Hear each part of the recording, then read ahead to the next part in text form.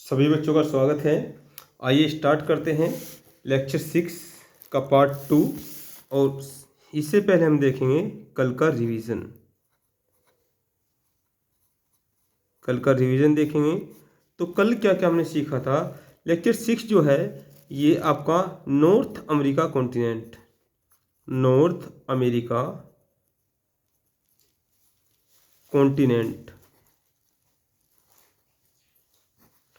उत्तरी अमेरिका महाद्वीप से संबंधित है। उत्तरी अमेरिका महाद्वीप में सबसे पहले जो पॉइंट हमने देखा वो देखा देश। ठीक है, तो जो देश हैं एक बार देशों को देख लेते हैं। तो उत्तरी अमेरिका महाद्वीप में सबसे ऊपर की तरफ हमने क्या देखा, कनाडा को देखा। और नीचे की तरफ हमने यहाँ पर मैक्सिको, ऊपर कनाडा है, फिर यूएसए है, ये मैक्सिको है। ठीक है, ये कनाडा, यूएसए, मैक्सिको, यहाँ पर एल सल्वाडोर, और ये क्या है, बेलीज। ठीक है, एल सल्वाडोर से ऊपर हमने यहाँ पर देखा था पहले ग्वाटेमाला, ये आपका ग्वाटेमाला, एल सल्वाडोर, हांडुरस, सामने इसके नीचे निकारागुआ, और निकारागुआ के नीचे कोस्टारिका, और यहाँ पर पनामा। ठीक है, तो ये यहाँ पर पनामा। यहाँ पर हमने देखा था ग्रीनलैंड को। ठीक है, सामने यहाँ पर बरमूडा, और यहाँ पर फ्लोरिडा के पास में बहमास। ठीक है, मैक्सिको के सामने आपने 3 टापुओं को देखा था। ठीक है, ये आपका क्यूबा, हैती, डोमिनिकन रिपब्लिकन और जमैका। ठीक है, तो टोटल ये आपके 1 2 3 4 5 6 7 8 9 10 11 12 13 14, ये 14 15 16 और 17 कंट्रीज़ की लोकेशन को हमने देखा था। इसके बाद जो हमने टॉपिक लिया था वो लिया था इसका पूरे उत्तरी अमेरिका महाद्वीप का पॉलिटिकल डिवीज़न। ठीक है, तो पॉलिटिकल डिवीज़न में हमने क्या किया था, इसको 3 पार्ट में बांट दिया था। जो पॉलिटिकल डिवीज़न था उसमें पॉलिटिकल डिवीज़न में इसको 3 भागों में बांटा था। एक था क्या, एक आपका एग्लो अमेरिका। ठीक है, एग्लो अमेरिका। दूसरा सेंट्रल अमेरिका। ठीक है, और वेस्ट इंडीज।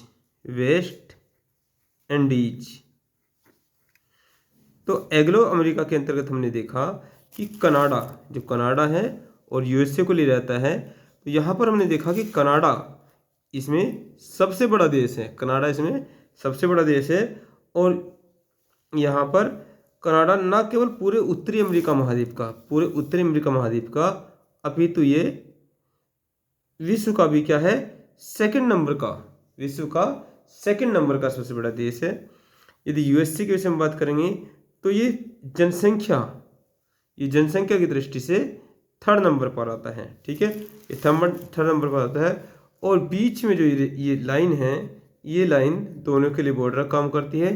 तो 49वीं अक्षांश रेखा इसको बोलते हैं, 49वीं अक्षांश रेखा दोनों के मध्य बॉर्डर का काम करती है।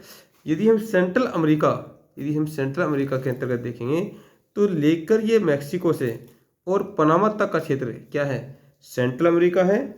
और इसमें सबसे बड़ा देश क्या है, मैक्सिको है, जो कि यूएसए के साथ रियो ग्रांड नदी, ये रियो ग्रांड नदी है, रियो ग्रांड नदी के द्वारा सीमा बना रहा है। ठीक है, इसके बाद हमने देखा वेस्ट इंडीज में हमने देखा ये क्या है, यहाँ पर उत्तरी अमेरिका महाद्वीप के इस तरफ जो जल राशि है, ये जल राशि क्या है, ये अटलांटिक महासागर है, जो एस के डिजाइन में बनी हुई है। ठीक है, और इसके वेस्ट की तरफ ये अटलांटिक महासागर है, ये अटलांटिक ओशन है। इसके वेस्ट की तरफ जो देश हैं तो वो देश क्या कहलाते हैं, सामूहिक रूप से उनको वेस्ट इंडीज कहते हैं। और इनमें सबसे बड़ा जो देश है वो क्या है, क्यूबा है। क्या है, क्यूबा, इसे एंटीज का मोती के नाम से भी जानते हैं। इसके पश्चात हमने जो बात करी थी आपसे पॉलिटिकल डिवीजन के पश्चात, जो पॉलिटिकल डिवीजन के पश्चात बात करी थी, वो बात करी थी हमने क्या, फिजिकल डिवीजन। जो फिजिकल डिवीजन है तो वो क्या है, 3 प्रकार का बताया था। एक western cordillera, western cordillera, western cordillera, तो वेस्टर्न कॉर्डिलेरा, ठीक है। दूसरा है great central plain, great central plain, great central plain. और तीसरा था ईस्टर्न हाईलैंड, ईस्टर्न हाईलैंड की जैसे हम बात करी थी। और चौथी बात करी थी लोरेंशिया के विषय में, लॉरेंशिया। इतनी बातें हमने आपसे कर ली थी। यदि लोकेशन की बात करेंगे तो ये वेस्ट वाला भाग, ये वाला भाग क्या है, ये वेस्टर्न कॉर्डिलेरा है, ठीक है। और यहाँ पर जो ये बीच का भाग है ये ग्रेट सेंट्रल प्लेन है, क्योंकि यहाँ पर ये ऊपर का भाग की क्या है, लोरेंशिया है, ठीक है। और ये वाला पोर्शन ईस्टर्न हाईलैंड के नाम से जाना जाता है। तो इसके विषय में हम बात कर ली थी। ये रहा आपका कल का रिवीजन। आइए क्लास स्टार्ट करते हैं आज की, ठीक है। क्लास स्टार्ट करते हैं और सबसे पहले आप टॉपिक डालेंगे, पहला topic western cordillera, western Cordillera, Cordillera. तो वेस्टर्न कॉर्डिलेरा में हमने आपको बताया था कि जो वेस्ट वाला पोर्शन है वो वेस्टर्न कॉर्डिलेरा है, ठीक है। ये अमेरिका है, अमेरिका में वेस्ट का भाग ये वेस्टर्न कॉर्डिलेरा है। पहले इसको लिखते हैं फिर इसको अच्छी प्रकार से समझेंगे। तो वेस्टर्न कॉर्डिलेरा में जो है यहाँ पर पश्चिम की तरफ क्या है, रॉकी पर्वत है, ठीक है। हल्का से एक छोटा सा डिजाइन बना लेंगे। ये आपका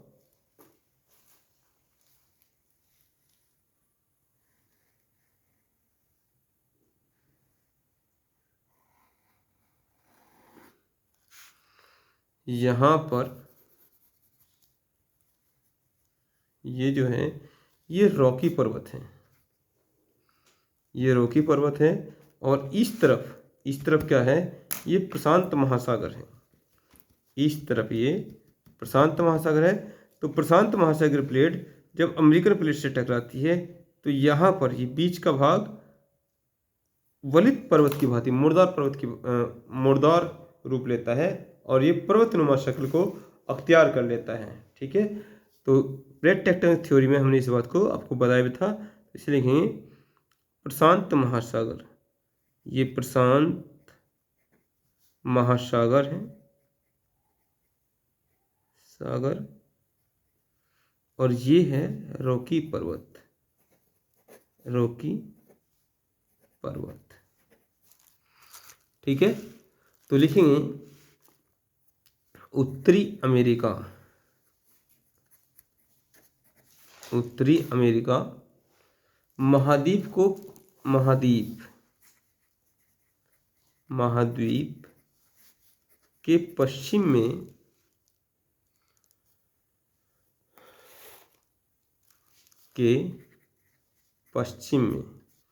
उत्तरी अमेरिका महाद्वीप के पश्चिम में नवीन पर्वतीय श्रृंखला,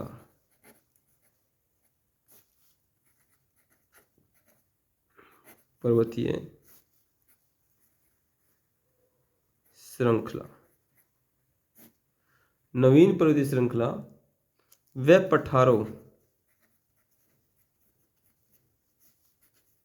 के क्रम को, नवीन पर्वतीय श्रृंखला व पठारों के क्रम को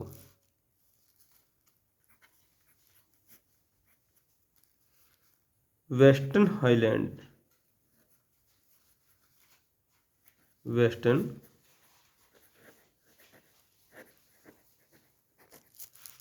हाईलैंड के नाम से जाना जाता है।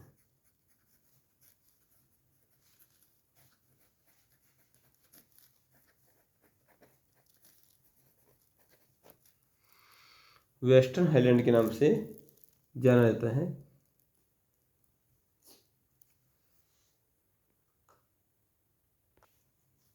या वेस्टर्न कॉर्डेलिया, वेस्टर्न कॉर्डेलिया, जिसमें मुख्य रूप से रॉकी पर्वत,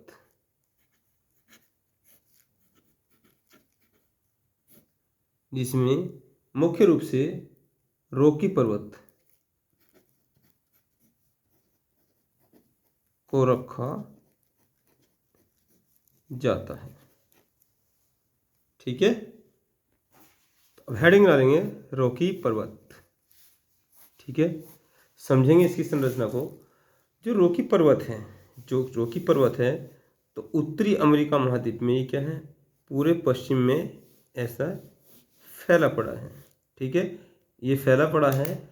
और रॉकी पर्वत का जो सबसे ऊंचा शिखर है, तो ये जो इसका क्या है, अलास्का वाला पोर्शन है, जो अलास्का वाला पोर्शन है, तो यहाँ पर आपका पड़ेगा माउंट डेनाली। ये माउंट डेनाली है, ये डेनाली, जिसे मैकिनले भी कहते हैं, मैकिनले।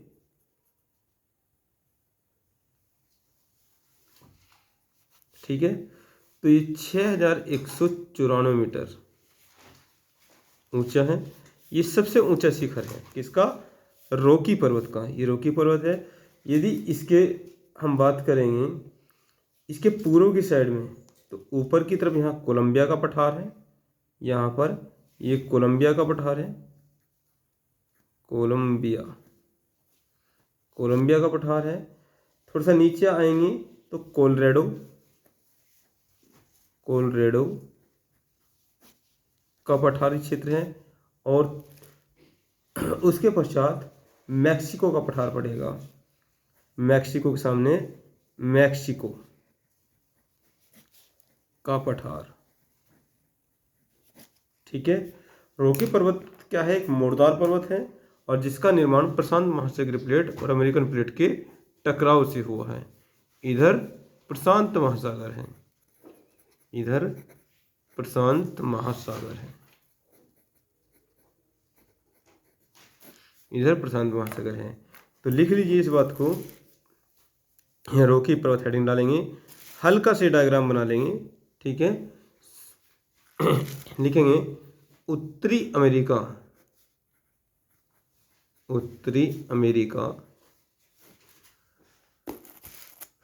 का सबसे बड़ा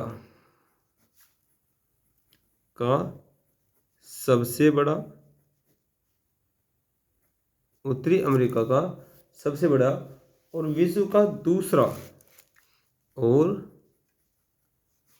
का दूसरा पहला दक्षिण अमेरिका महाद्वीप में आएगा एंडीज पर्वत। ठीक है, विश्व का दूसरा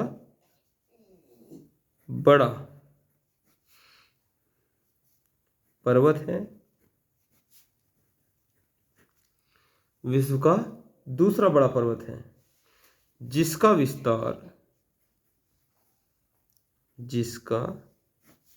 विस्तार अलास्का से लेकर, अलास्का पहले अमेरिका में नहीं था, इसमें ये रूस के अंतर्गत आता था, तो रूस से अमेरिका ने लिया है। ठीक है, जिसका विस्तार अलास्का से पनामा तक। अब आपको लोकेशन क्लियर पता चल चुकी है भाई। ऊपर अलास्का है, ठीक है, साइड में कनाडा है, नीचे क्या है, पनामा तक है। ठीक है, पनामा तक है।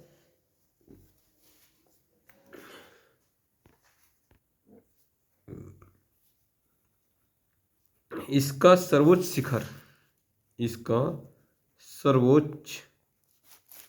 शिखर यानी कि ऊंची चोटी अलास्का में माउंट मैकिनले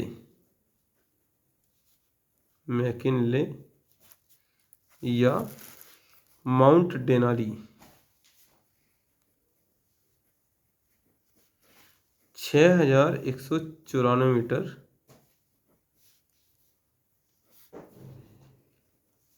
है।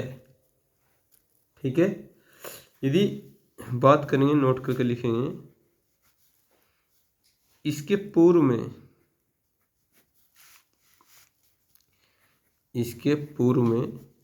ठीक है, राइट साइड पूर्व में पठारी क्षेत्र के रूप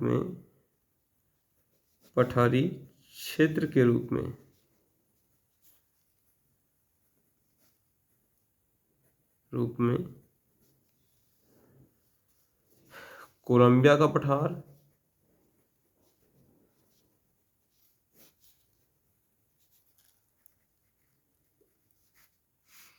ठीक है, कोलोराडो का पठार,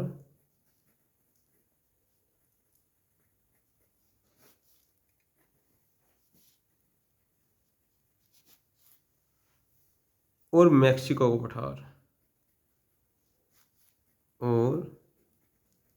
मैक्सिको के पठार को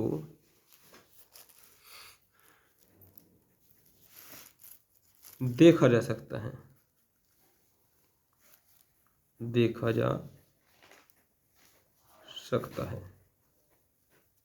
ठीक है।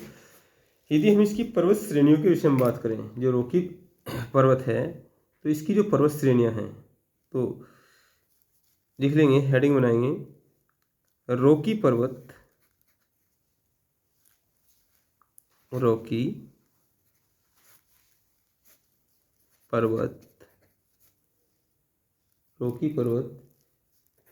की प्रमुख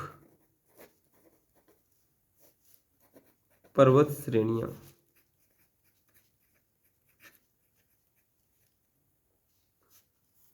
ठीक है, तो एक ट्रिक लिखेंगे इसमें,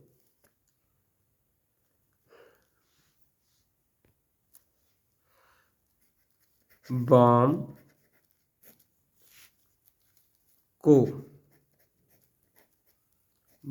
को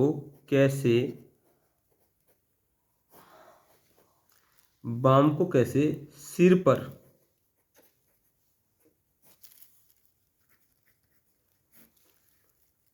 काटे पीटे।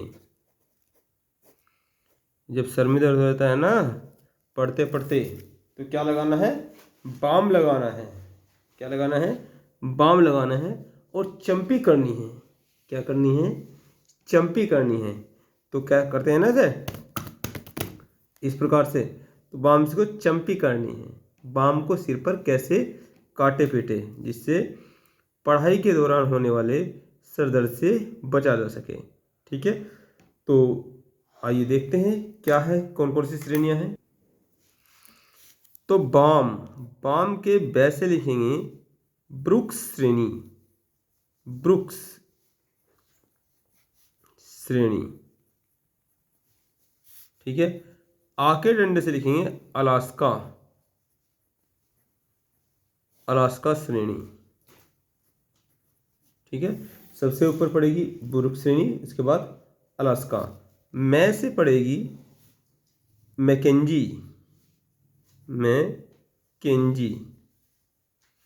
मैकेंजी श्रेणी। ठीक है, तो बाम को से पड़ेगा को से कोस्ट श्रेणी। ठीक है, को से कोस्ट। कैसे, बाम को कैसे से रहेगा कैस्केड। ठीक है, कैस्केड श्रेणी। बाम को कैसे सिर पर। ठीक है, सिर से होगा सियारा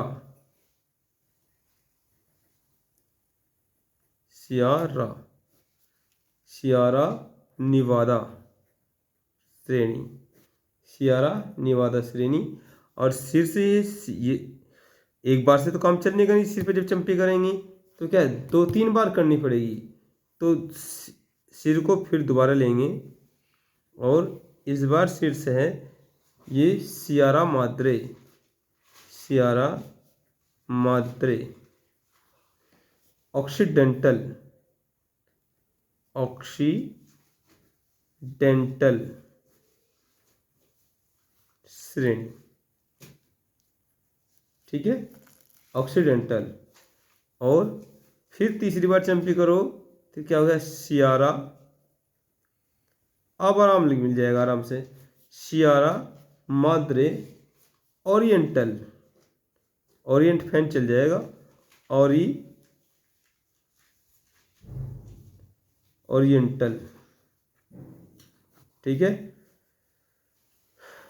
तो बाम को कैसे, सिर पर, ठीक है, सिर पर काटे पीटे, ठीक है, सिर पर। तो पर लेंगे, पर, ठीक है, पर काटे,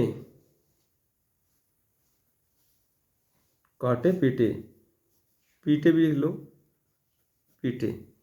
कैसे सिर पर काटे पीटे, तो ये हो जाएगा पर के पैसे होगा पॉप, काटे से कैट और पीटे से पिटल, पॉप कैट पिटल श्रेणी, ठीक है, पॉप कैट पिटल श्रेणी,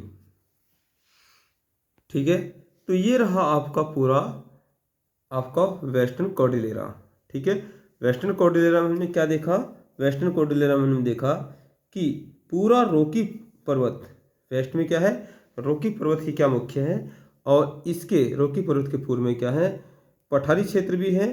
तो उस सब को हमने देखा। नेक्स्ट टॉपिक डालेंगे आप great central plain, great central plane,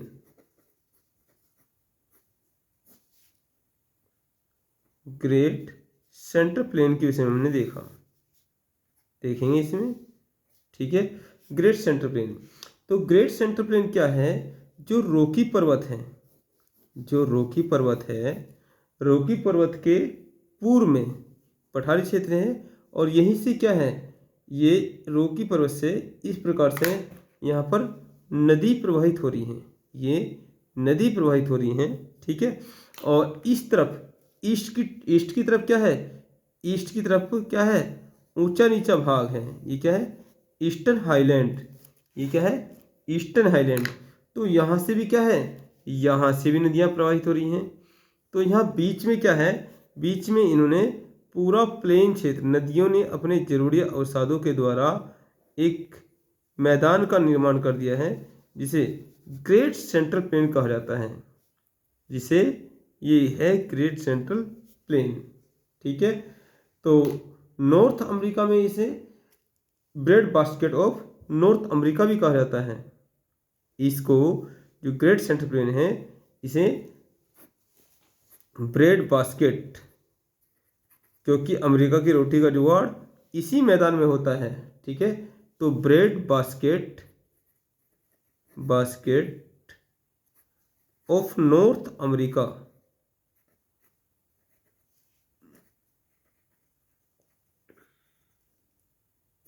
ठीक है, ये भी कहा जाता है। तो नोट कीजिए इसे, नॉर्थ अमेरिका के पश्चिम में स्थित, यही सब बातें लिखनी है आपको, नॉर्थ अमेरिका के पश्चिम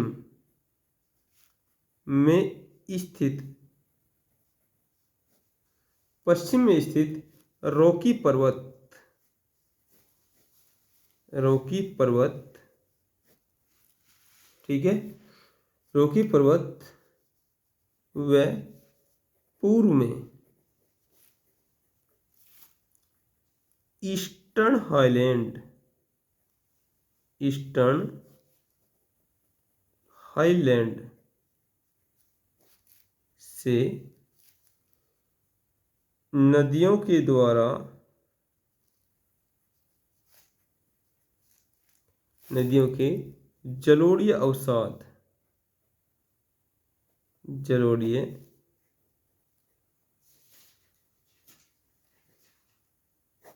ये आपका जलोढ़ीय अवसादों से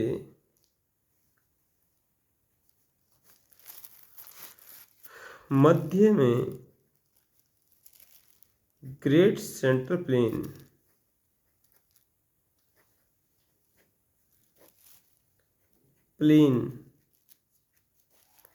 का निर्माण हुआ है।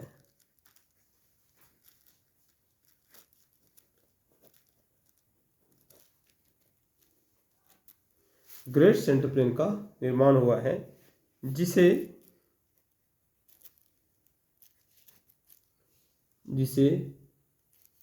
यूएसए व कनाडा देशों में ब्रेड बास्केट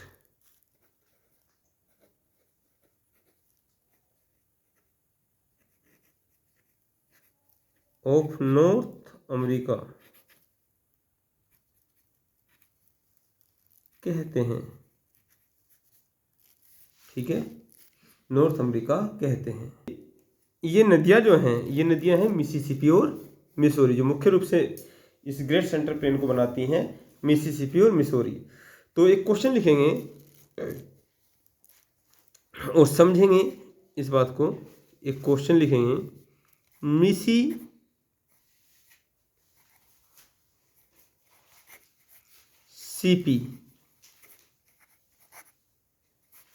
और मिसौरी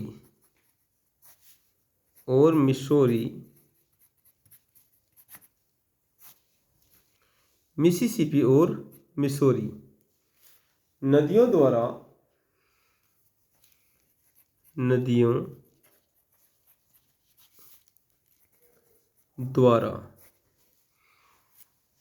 निर्मित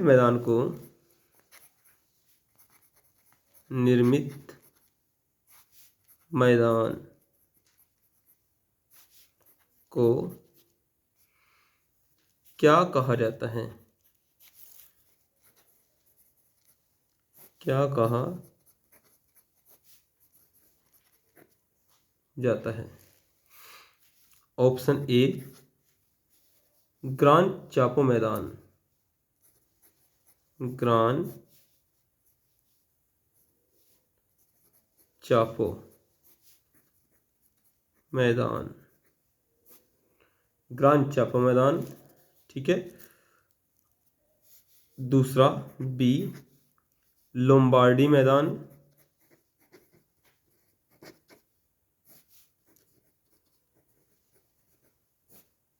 ठीक है। और सी समझेंगे लाओस का मैदान,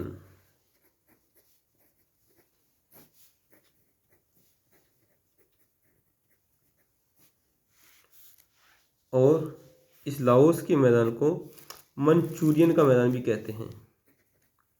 मंचूरियन का मैदान, मंचूरियन का मैदान।